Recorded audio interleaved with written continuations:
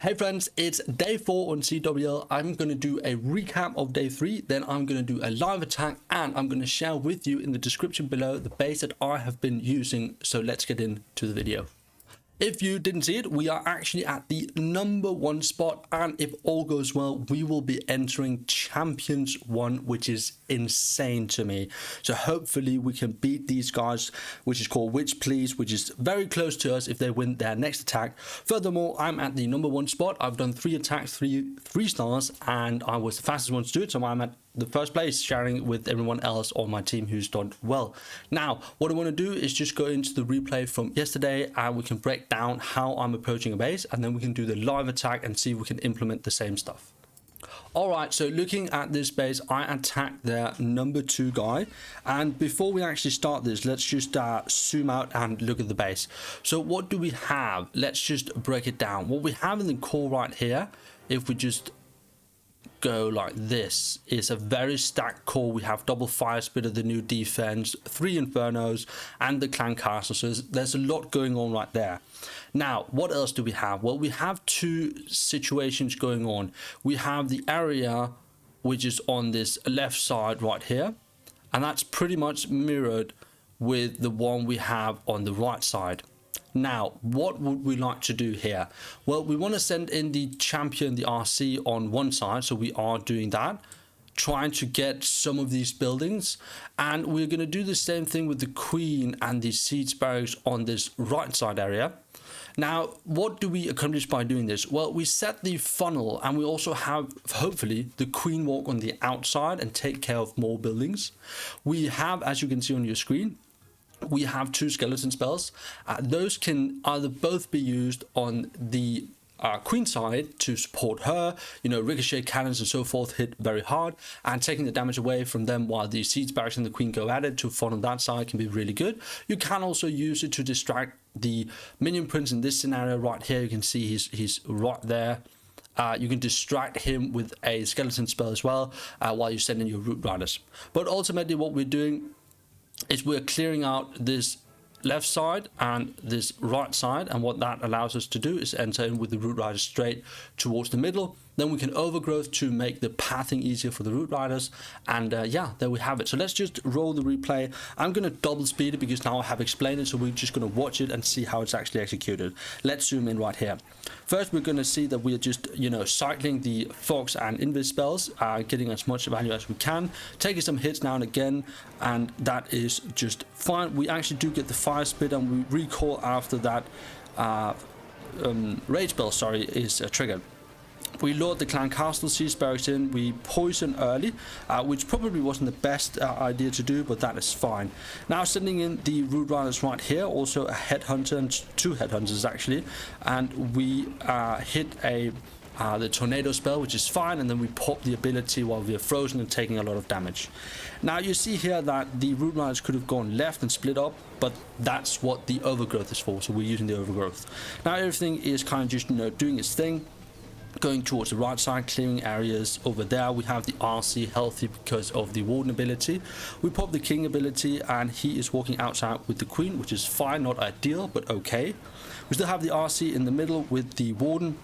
Things are kind of fizzling out just a little bit, which is alright. We still have the RC ability, as you can see, and now it's basically just cleanup mode. We pop the ability right here. We do use the hawk puppet. That is just to negate as much damage from the RC. We don't want to put more damage into the RC, meaning that we don't want to use the rage veil or rage gem to get more damage out of her. We rather have her kept alive for longer, which is why we use the hawk puppet. But yeah, that's the 3-star. Let's see if we can implement that into a live attack here in a moment. Alright, this is the base that we are going to attack. Let's just quickly go over how it's probably going to be done. What I'm seeing is I'm seeing compartments here on the left, and I'm seeing the same thing here on the right. Now I'd like to send in the root riders from the top, honestly. That's what I'm seeing is probably the best approach, and what that means is that I'm going to be sending the RC in here and clear out the scatter shot right here. We're going to hopefully clear the wizard tower, maybe even the ricochet cannon. Then we're going to send in the queen and the siege barracks right here, and we can wall break in and use the skeleton spell and clear out that area, and then we can come in from the top side and hopefully go in towards the clan castle and the fire spitter, and then we can use the overgrowth whatever we need in terms of pathing. We do however have a very stacked area right here in the bottom, which can cause us trouble at the end, which means that we need to be very clear on when we use the king ability, the warden ability, rage spell, and so on. An argument could be made that we're going with the RC right here and clear out this area, and then the queen on this area right here, and then in with the root riders. That could also be an approach. I'm gonna do a little bit of thinking in the background, and then we're gonna attack this space because we are in CWL, so we are taking it very seriously. But I'll see you guys once we hit the live attack. Alright guys, we are going to do the attack now. If you want to check out the equipments, I have basically kept everything as is, but I've switched out the giant arrow with the magic mirror. That's basically because there's no invis towers, so you know that's not something that we're going to get a whole lot of value out of. Let's start the attack. I'm very excited. Hopefully this will be a very nice 3-star. Let's get in here. We did opt for this strategy from the top side right here. Basically just because I did not see a very good funnel happening with the RC from the bottom side, so that's basically why I ended up going for that. Now hopefully she will go invisible. She will, some damage will be taken, but that's actually just fine. We do get one more cycle out of her, it looks like. She's gonna go for the clan castle, and we really don't care about that. Now the next thing I'm gonna do is I'm gonna do a skeleton spell. Then I'm going to do this and get in here, and then I'm probably going to send in a couple of headhunters, and then an skeleton spell on the top side. Once that triggers, we're going to get in with everything. Let's hopefully no Coco. Okay, yeah, we're going to use the ability on the queen a bit earlier than I would have liked, but that is okay. We do still have the poison, which wasn't really needed, it looks like. No headhunters left, but the RC will take care of the queen, and we are entering from the bottom. Let's use the warden ability now, while we have everything here, and then we're going to use the overgrowth so that we get the town hall.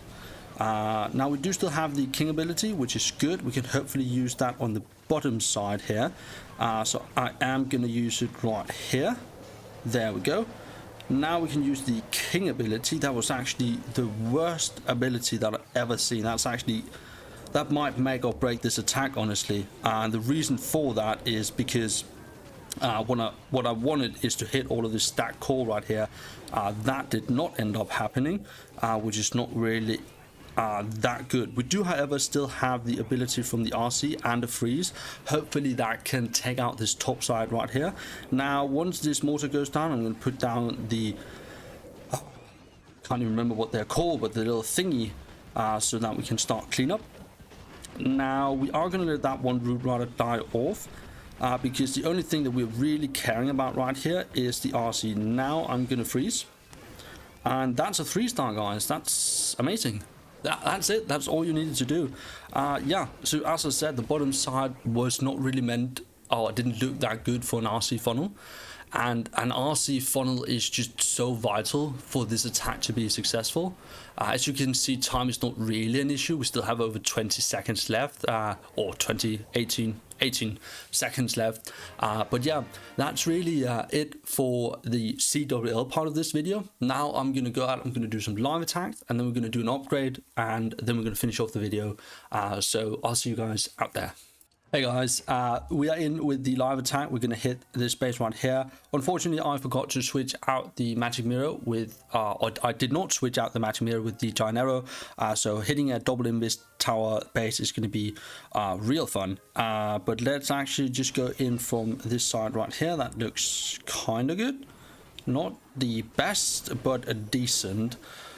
We are still going for loot. As I said, we are going to be staying in Tysons for the remainder of CWL, and the reason for that is just to get all of the supercharges out of the way, or as many as we can, and then we're going to start pushing into Legends League. It's basically just a question of where can I get the most amount of loot in the shortest amount of time. So that's the reason why. Now let's put this in.